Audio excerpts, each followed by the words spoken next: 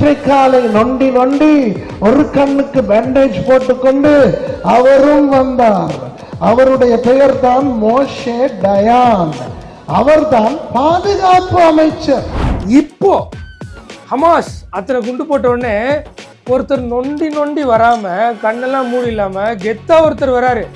இவர் தான் prime minister. பல விதங்களில் கொலை செய்தான். அதற்கு ஹோலோகாஸ்ட் என்று பெயர். ஆனால் அதற்கு பிறகு ஆண்டவர் தீர்மானித்தார், இனி போதும், இனி என் ஜனத்தை எவனும் தொட நான் விட மாட்டேன். இங்கதான் கள்ளத்தீர்க்கதரிசிகள் லிஸ்ட்ல சுரேஷ் ராமச்சந்திரன் இணைகிறாருன்னு சொல்றோம். ஏன்? ஜெர்மன்ல ஹிட்லர் ஹாலோகாஸ்ட் இதெல்லாம் நடந்ததுல, அப்போ ஆண்டவர் முடிவு பண்ணாராம். இப்போ கள்ளத்தீர்க்கதரிசிகளை குறித்து தொடர்ந்து நிறைய வீடியோஸ் பார்த்துட்டு இருந்தோம். அந்த லிஸ்ட்ல சுரேஷ் ராமச்சந்திரனும் இணைகிறாரு. அதுதான் இந்த வீடியோவில் பார்க்க போகிறோம்.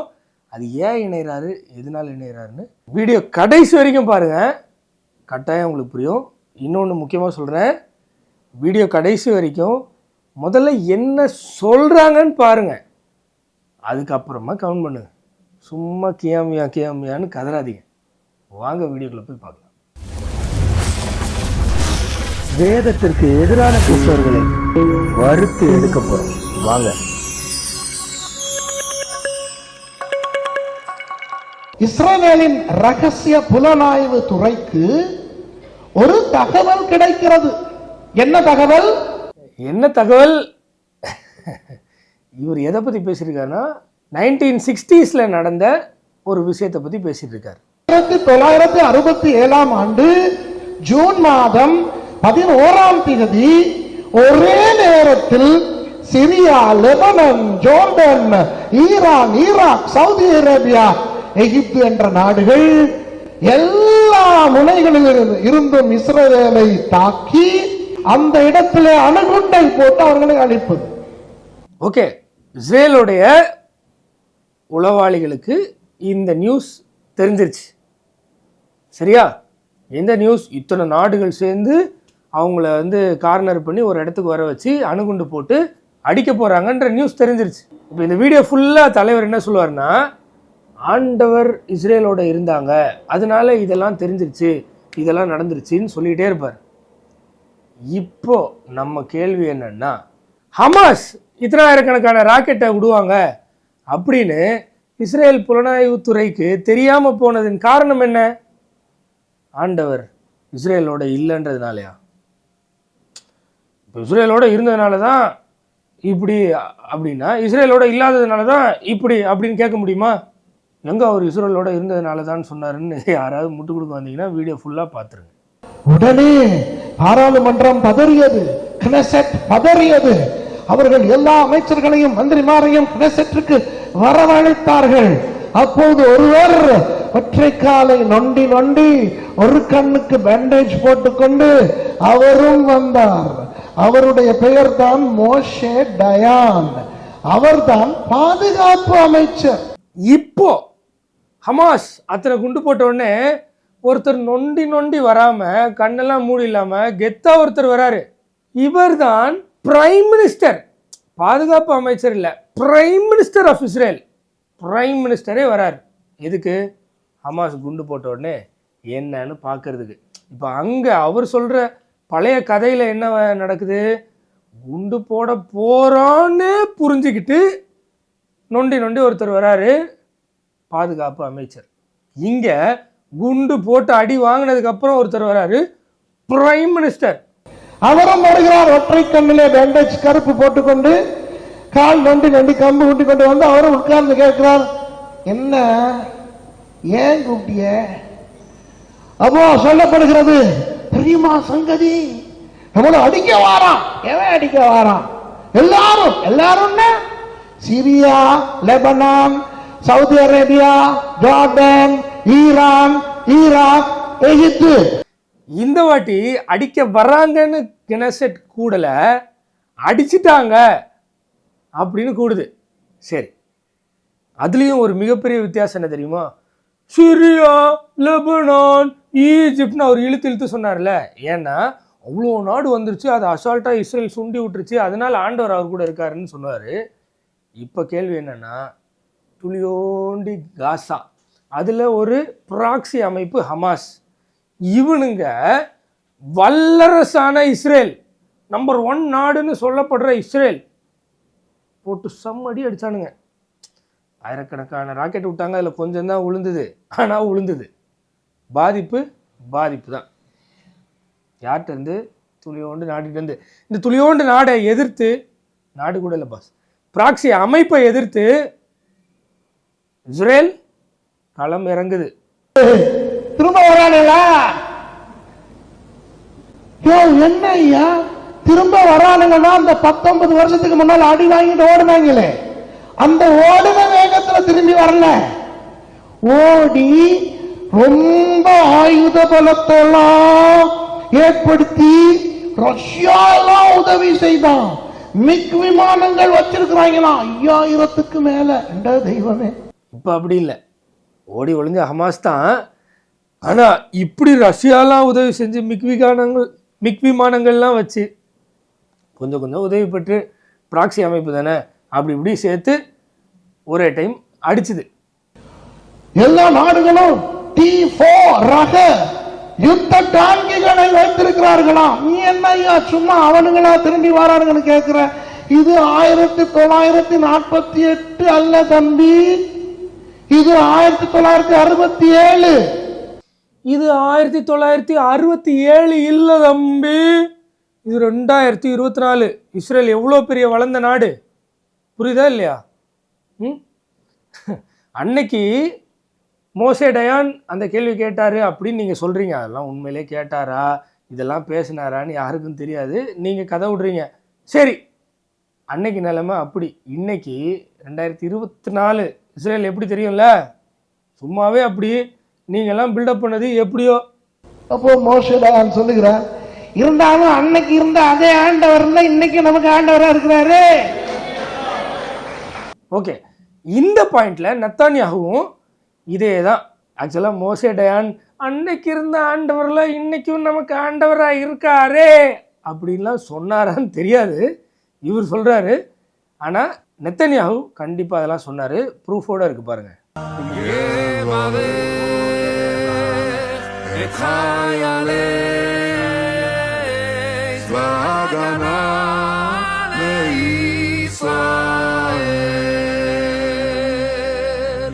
ייתן אדוני את אויבינו הקמים עלינו ניגפים לפניהם הקדוש ברוך הוא ஆக்சுவலாக இஸ்ரேல் பிரைம் மினிஸ்டர் என்ன சொல்கிறாருன்னா, இது ஆக்சுவலாக இந்த பாட்டு பாடி இந்த சொற்பொழிவு வந்ததே எங்கன்னா சோல்ஜர்ஸ்க்காக இல்லைன்னா இராணுவத்துக்காக ஒரு ப்ரேயர் செஷன் மாதிரி நடத்தப்பட்ட போது தான்.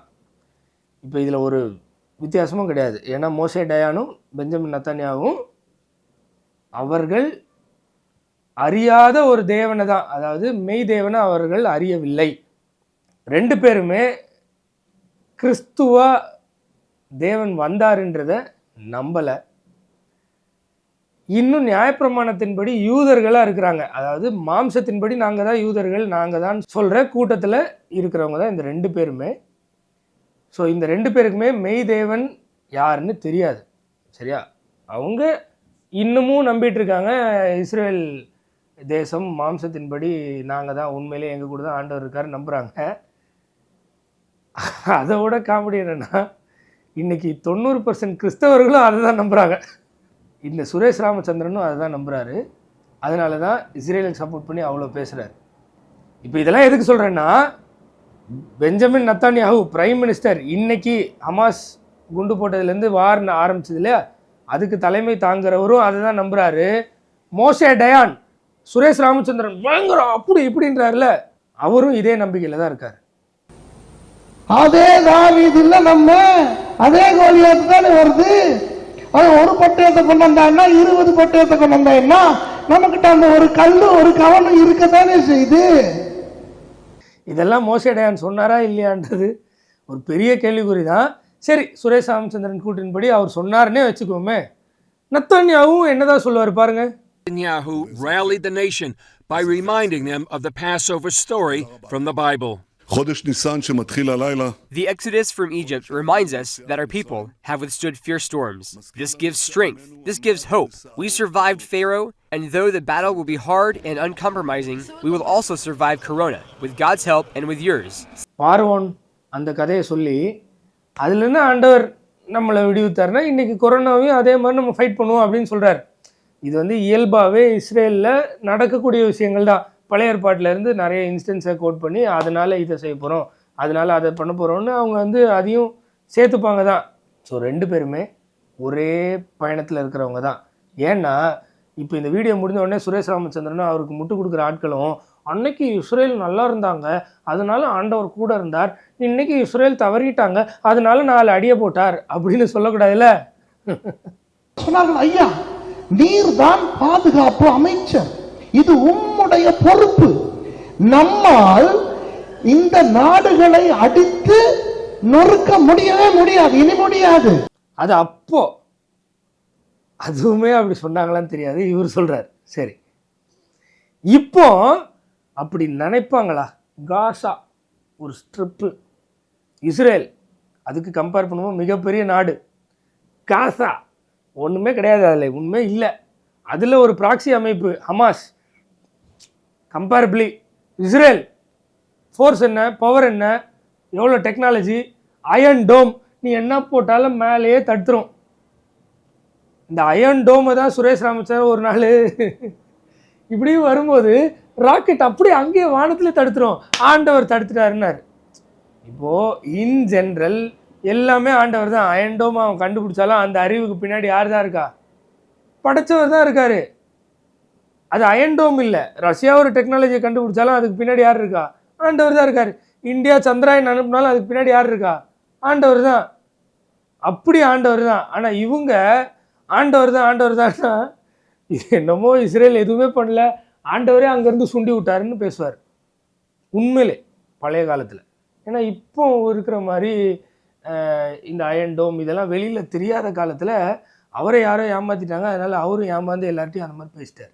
ஒஃபென்சிவ் இது முடியாது, அவன் ரொம்ப பலத்துட்டான்.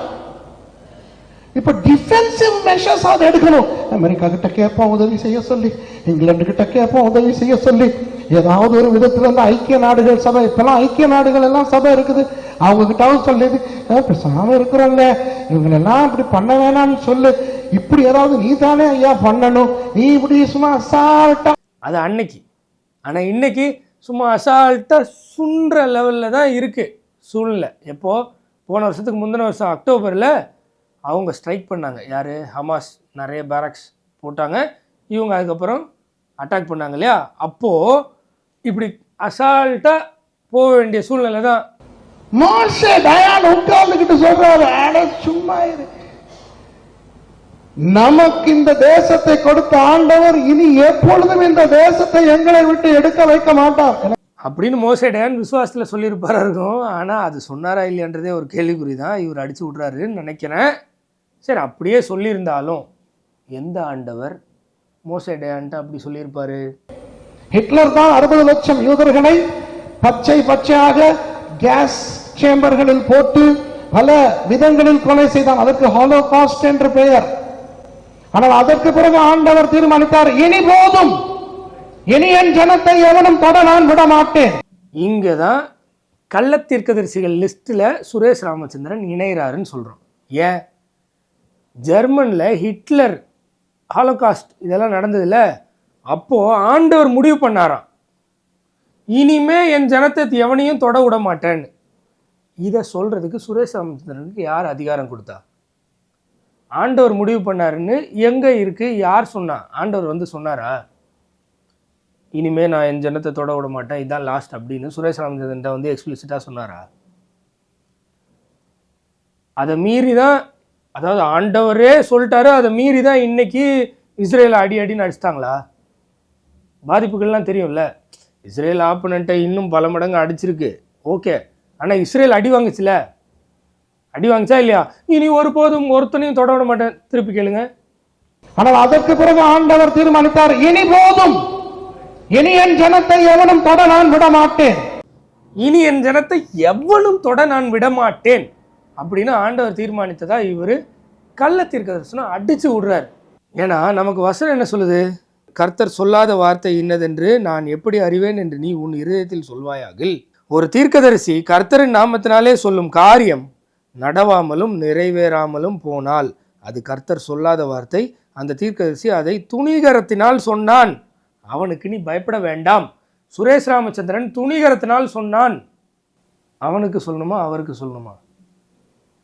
சரி, ஏதோ அதுக்கு இங்கே இருக்கிற யாரும் பயப்பட வேண்டாம் அப்படின்னு வசனம் சொல்லுது. தொடர்ந்து பாருங்க, அவர் எவ்வளோ துணிகரத்தில் பேசினாருன்னு புட்டு புட்டு புட்டு புட்டு வைக்கிறேன்.